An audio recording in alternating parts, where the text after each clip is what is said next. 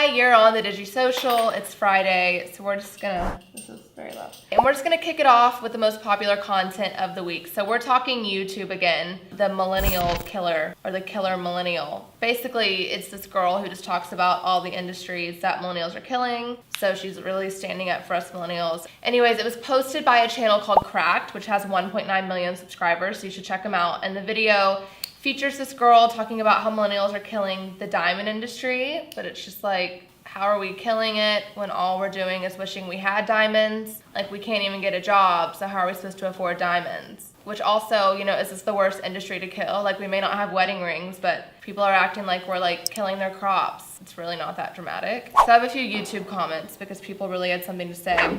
Only rock I like is crystal meth. It's completely different. Rappers are the only ones keeping diamonds alive. That's actually kind of true. HBO has some changes. We're gonna talk what's coming in December. So movie-wise, The Exorcist is coming, if you're into that kind of thing. Personally, I don't like being exorcised. And then also Logan, the X-Men film. But multiple Batman films are leaving. So The Dark Knight, the 1960s version of Batman, they're all gone. So if you need your Batman fix, you should probably head over there right now, because starting the 1st, which is today for you, they're gone. Now TV, Curb Your Enthusiasm season 9 finale airs next week. And I know that all anybody cares about is Game of Thrones, okay, and season 7 just ended and everyone cried. But if you could just step off the throne for a second, don't forget about other great shows on there like Veep, which their upcoming 7th season will be their last. And then Westworld, you know, Deadline reported it to be the most watched first season of an HBO series ever, and season 2 debuts in spring 2018. So there's more creativity out there than just the Jon Snows and the other stuff. Clearly, I don't watch Game of Thrones. It's just so in my face. Trending topics on Twitter. So the Twitter moment that blew up this week is the SNL Saturday Night Live December lineup is out. So we've got Saoirse Ronan with U2, James Franco with SZA, don't know who they are, and then Kevin Hart with the Foo Fighters. One girl said James Franco and Kevin Hart hosting in 1 month is too much to handle, which I'm handling it just fine. I would lay down my life for both Saoirse Ronan and the Foo Fighters, but Kevin Hart seems a bit underwhelming.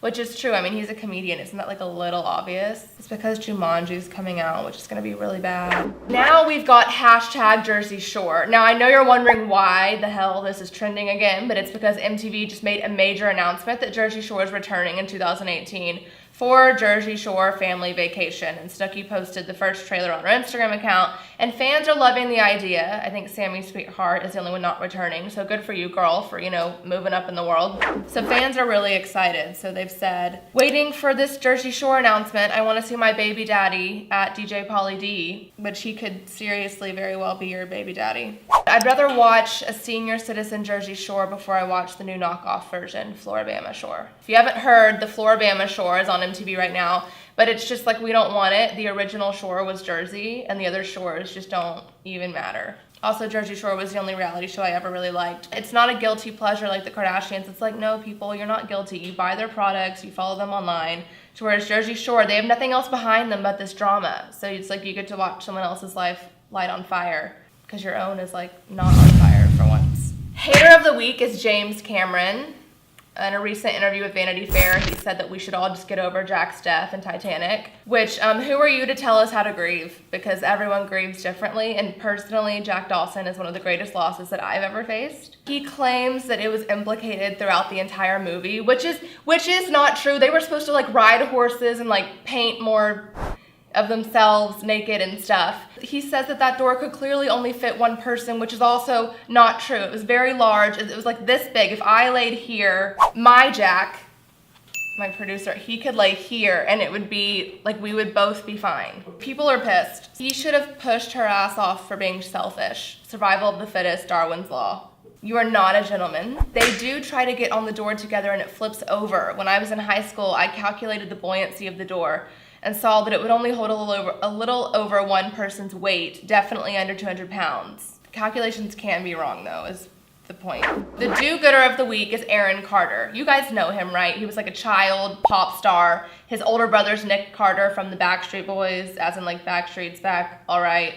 Well, Aaron Carter, you know, he sang I Want Candy. He did the Aaron's House Party, that song. I was at that party every weekend. like in my room with a radio, but you know what I mean? Like I was there. So it's been a tough year for him. He's gotten a DUI. He came out as bisexual. And he also got in a public feud with his entire family on Twitter. You can Google all of that because it's old news. But now he's at a rehab where he stayed for 2 months to improve his health and overall wellness. And he spent his Thanksgiving helping the less fortunate. He volunteered with Project Angel Food in LA, which, if you don't know, is a nonprofit organization that delivers meals to those battling with critical illnesses. So honestly, good for you, Aaron. Like, don't get me wrong, you're not famous anymore. You should stop while you're not even ahead. Celebrities and influencers to follow on social media, that's all cool. But you know what's even better than celebrities and beauty bloggers is meme accounts. Now, I thought meme was a dying brand. I was hoping it was. Unfortunately, it's still very much alive.